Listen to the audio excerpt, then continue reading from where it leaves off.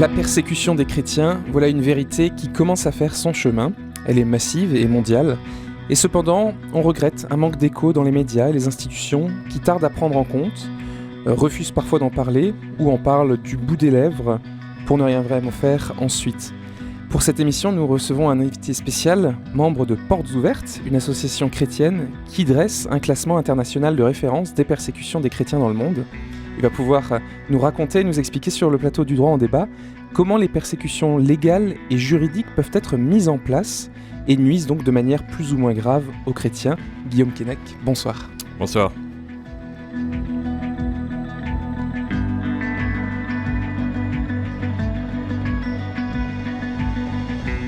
Guillaume Keinec, vous êtes chargé de plaidoyer chez Portes Ouvertes, donc une ONG, une organisation non gouvernementale au service des chrétiens. Est-ce que vous pouvez simplement dire votre rôle de chargé de plaidoyer ?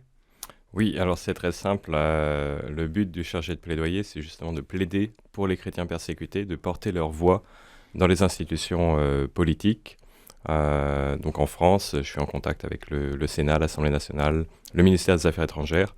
Et le but, c'est de sensibiliser, d'informer sur ce sujet et de faire des recommandations politiques pour ceux qui ont vraiment envie de faire changer les choses, pour qu'ils puissent savoir quelle décision peut aider les chrétiens persécutés dans quel pays. Très bien, alors nos auditeurs ont certainement entendu parler donc, de cet index que vous publiez annuellement. Et donc on va revenir ce soir un peu plus sur les outils juridiques. Comment se passent dans les pays les persécutions. Donc on va définir la persécution, ce sont toutes ces actions qui visent à opprimer une personne ou un groupe en raison de leur religion. Donc elle va, on va dire, d'importuner quelqu'un au harcèlement agressif ou alors même aux poursuites en justice. Voilà, pour finalement obliger ces gens soit à abandonner leur foi ou au moins réduire le développement d'une religion dans un pays. Donc dans cet objectif, les gouvernements prennent des mesures. Et je voudrais qu'on commence peut-être par la Chine, qui est peut-être emblématique sur ce point, puisque le gouvernement est officiellement communiste, et un rapport, je crois, est paru l'année dernière, indiquant qu'il y avait une forte croissance des communautés chrétiennes, de l'évangélisation en Chine, et le gouvernement, depuis, a pris des mesures restrictives. Est-ce que vous pouvez nous expliquer un petit peu comment a réagi le gouvernement chinois face au développement des chrétiens en Chine ? Oui, très bien. Alors la Chine, il faut savoir, c'est un pays qui est cette année à la 17e place de notre classement, donc il fait les 50 pays les plus persécutés, où les chrétiens sont le plus persécutés dans le monde. C'est la première fois depuis 10 ans que la Chine est dans les 20 premiers persécuteurs de chrétiens. Donc c'est quelque chose qui est quand même assez alarmant. C'est une tendance qu'on a vu se dégager à la fin des années 2010, à partir de 2017. Il y a eu un verrou qui s'est resserré sur les libertés religieuses de manière générale, avec des nouvelles lois sur les libertés religieuses en février 2018, qui mettent une chape de plomb sur les églises. Alors, il faut savoir qu'en Chine, il y a 100 millions de Chinois chrétiens. Il y a plus de chrétiens en Chine que de membres du Parti communiste. Tout de suite, on voit le problème que ça pose. Ça pose un problème de contrôle pour le parti. C'est la première force sociale non contrôlée par le parti. Le but du Parti communiste, c'est de contrôler les églises, les surveiller et s'assurer c'est ce qu'ils appellent la sinisation des religions, que les religions soient en accord avec les valeurs du parti. Donc il y a deux types d'églises en Chine. Il y a les églises enregistrées et les églises non enregistrées. Les églises enregistrées, normalement toutes les églises sont censées s'enregistrer dans une des deux organisations contrôlées par l'État, une protestante, une catholique. Si une église fait partie de ces organisations, à ce moment-là, ça implique que l'État a le droit de nommer les responsables d'église. Ça implique que l'État peut surveiller les sermons. Ça implique que les églises doivent rendre compte de qui vient dans les églises. Donc, partager l'identité de leurs membres avec l'État. Ça implique d'installer, donc ça c'est depuis février 2018, des caméras de surveillance à l'intérieur des églises qui filment la chaire, donc le sermon, le message qui va être partagé, qui filment les gens dans l'église, donc on sait qui vient, et qui filment la boîte à offrandes. Donc on sait qui donne, qui soutient l'église. Ces caméras sont reliées à l'administration, donc toutes les données peuvent être regroupées par le gouvernement pour savoir qui sont les personnes, quelles sont les autres activités.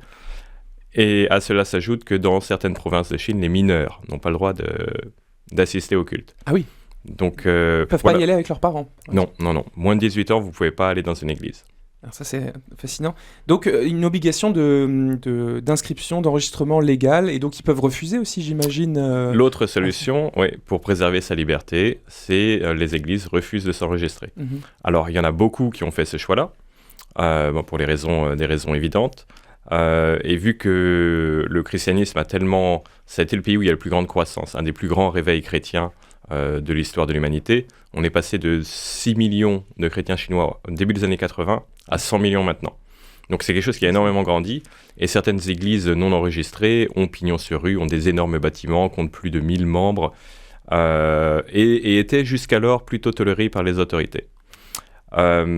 Mais il y a eu depuis 2013 une campagne de fermeture des églises, de destruction des croix, où justement il y a une pression accentuée sur les églises non enregistrées. Vu qu'elles sont dans une zone de flou juridique, forcément, c'est une épée de Damoclès au-dessus d'elles. À n'importe quel moment, les autorités peuvent arriver et dire vous n'êtes pas enregistré, vous n'êtes pas légal, et détruire le bâtiment. Et c'est des choses qui se sont arrivées. Il y a eu des destructions spectaculaires d'énormes églises ces dernières années. Du jour au lendemain, comme ça. Oui.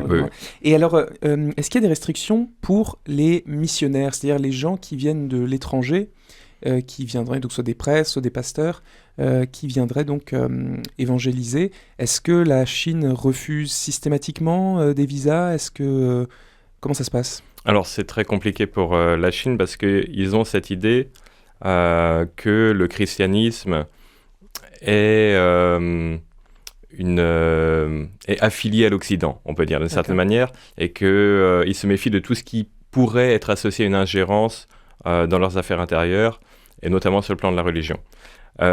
Et du coup, il y a beaucoup de restrictions. Il y a certaines églises où, voilà, si les Chinois sont en contact avec des étrangers, ils risquent d'avoir des problèmes avec les autorités. Mais c'est tout le paradoxe, en fait, de la persécution des chrétiens en général, c'est que souvent, ils vont être associés à l'Occident, alors qu'on parle de chrétiens autochtones, de chrétiens chinois qui se sont convertis en Chine grâce à des Chinois, parce qu'ils ont trouvé une Bible en chinois, qui prient pour leur pays, qui veulent être une bénédiction pour la société autour d'eux. Et hélas, bien souvent, les chrétiens sont vus comme une menace à la sécurité nationale dans beaucoup de pays, et ça explique une partie des mesures des gouvernements, et c'est très dommage parce qu'ils perdent un potentiel de citoyens qui ont à cœur d'aider leur pays, en fait. Qui ne font de mal à personne. Et dans la constitution chinoise, il me semble quand même qu'en principe, justement, la liberté religieuse est garantie. Donc, officiellement, et plusieurs pays comme ça, je pense d'autres qui sont dans votre index, qui, dans les textes constitutionnels ou dans la loi même, reconnaissent la liberté religieuse, mais en pratique, en fait, mettent des bâtons dans les roues systématiquement sur d'autres points, en fait. Oui, alors dans la constitution chinoise, c'est les pratiques religieuses ordinaires. Alors, il faut faire attention à ce qu'ils entendent par ce mot, qui est garanti, mais effectivement, c'est une règle générale. Très peu de pays, de manière ouverte, dans leur constitution, vont dire qu'ils ne respectent pas la liberté religieuse, qu'ils discriminent certaines religions. Bon, il y a des pays dans lesquels ils ont une religion d'État, qui est dans la constitution. Donc ça, déjà, en général, ça limite ensuite. On sait qu'il va y avoir des restrictions pour les autres, presque immanquablement. Certains pays qui, dans la constitution, limitent, par exemple, le président doit appartenir à telle ou telle religion. Donc déjà dans la Constitution, on a des discriminations. Mais la plupart, officiellement dans la Constitution, protègent les libertés religieuses. Après, quand on regarde dans le détail des lois, c'est beaucoup plus compliqué. On va continuer notre voyage. Le droit en débat avec l'ECLJ sur RCF Alsace. Je voudrais qu'on aborde les pays musulmans, parce que j'imagine que certains le sont officiellement. Comment ça se passe? Quelles sont les différences avec la Chine? Est-ce qu'il y a d'autres méthodes de persécution comme ça, légales? Est-ce que les embêtements administratifs sont encore plus sévères? Alors, c'est une autre logique qui est à l'œuvre. À partir du moment où un État donc se revendique officiellement musulman ou république islamique et affirme dans sa constitution que les lois sont issues ou fondées sur la charia, à ce moment-là, il y a toute une sorte de restriction qui s'applique pour ceux qui ne font pas partie de cette religion. Et donc, ça peut aller des limites à la... Alors, je pense que la plus grosse restriction à la liberté religieuse qu'on a dans ces pays-là, c'est la criminalisation de l'apostasie.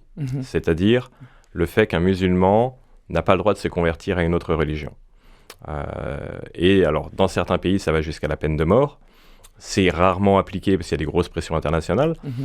Dans d'autres pays, vous vous ne pouvez plus hériter si vous êtes plus musulman, donc vous ne pouvez plus hériter de votre famille.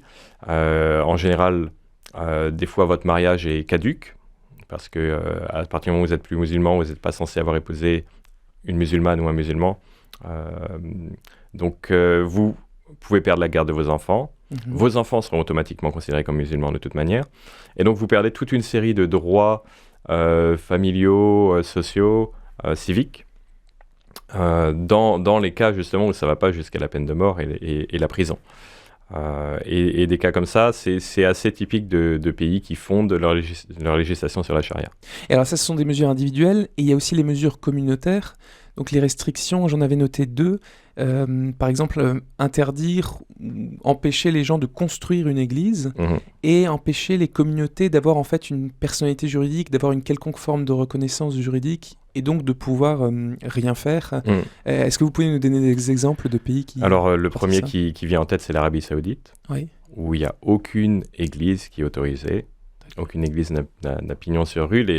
Les quelques chrétiens, essentiellement des expatriés, parce que les convertis ne peuvent absolument pas révéler leur foi, c'est beaucoup trop dangereux pour eux. Les quelques chrétiens expatriés peuvent se rencontrer discrètement dans des appartements, c'est un peu ce qu'on appelle les églises de maison, dans les appartements privés pour prier ensemble, lire la Bible ensemble, mais c'est quelque chose qui est extrêmement discret. Il y a les Maldives aussi. Quand on pense aux Maldives, on pense plutôt au tourisme, aux belles plages. Ce qu'il faut savoir, c'est un pays qui s'affirme comme 100% musulman, et où ils ne reconnaissent pas la conversion d'un des leurs. En fait, vous devenez chrétien, vous êtes apatride. Parce que si vous êtes des Maldives, vous êtes censé être musulman. Il y a une énorme pression sur les Maldiviens, dont on ne se rend pas compte si on y va en tant que touriste.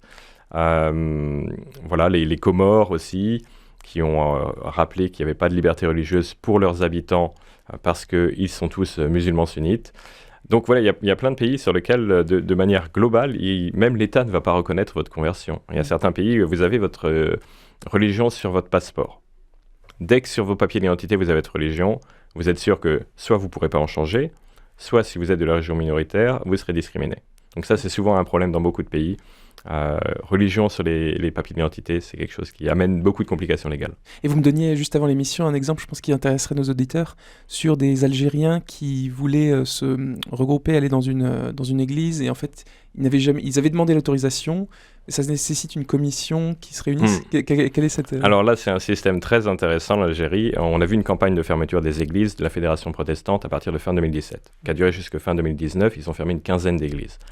Ils les ont mis sous scellé au motif que ces églises n'avaient pas d'autorisation légale d'exister. En fait, ils ont sorti un décret en 2006 pour les cultes non musulmans qui implique que pour le culte non musulman, il faut que le bâtiment soit officiellement reconnu comme destiné à recevoir un culte pour que ça puisse être considéré comme une église, par exemple, pour les chrétiens. L'organisation juridique qui donne cet accord, c'est une commission qui est mise en place par le décret. Mais cette commission ne s'est jamais réunie jusqu'en octobre 2019. C'est-à-dire que de 2006 à 2019, tous les moyens pour les églises de s'enregistrer légalement étaient de facto impossibles. Ils ne recevaient même pas de récépissé quand ils déposaient leur dossier. Après, on leur dit « Est-ce que vous avez votre autorisation ?» Mais ils disent « Non ». Et en fait, là encore une fois, c'est la technique de la zone grise. On met les chrétiens dans une zone grise juridique où ils ne savent pas trop. En général, l'individu loue une salle, prévient la mairie, il dit « Ce sera une église », c'est toléré. Et puis, du jour au lendemain, les autorités arrivent et disent « Non, vous n'êtes pas dans la légalité ». Et là, ils ne peuvent rien dire. C'est quelque chose qui est très cynique. Ouais.